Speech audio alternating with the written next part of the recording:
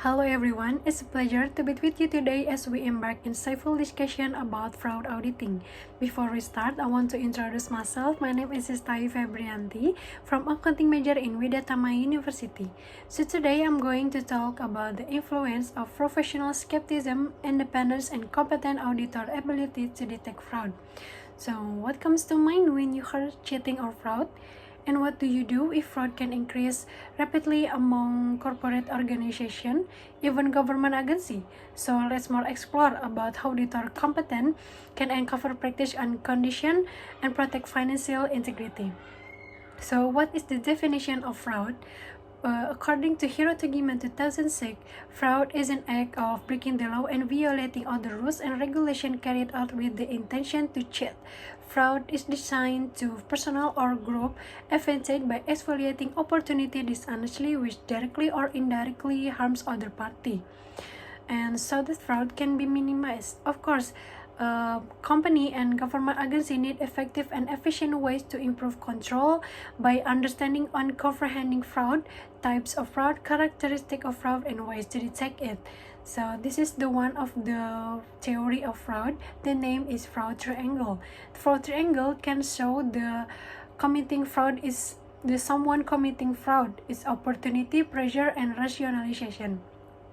And what is the purpose of detection fraud? Fraud detection is carried out to find out that fraud has occurred, who the perpetrator is, who the victim is, and what the cause is, or to be sufficient initial indication of an act of fraud, as well as narrowing the space of fraud for perpetrators. Research from Accounting and Auditing release in Sheila Nanda 2008 state the one of the factor causing auditor failure in detecting fraud was due to low the level of professional skepticism on auditor.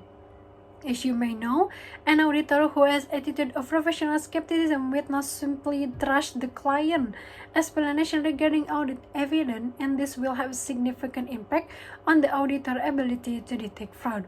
So let's move to the next one. Research by Marcelina and Sugun 2009 state the competence has a significant positive influence on the auditor ability to detect fraud. So we can agree that auditor competency is an important component in carrying out of auditing and influence the level of auditor success in detecting fraud.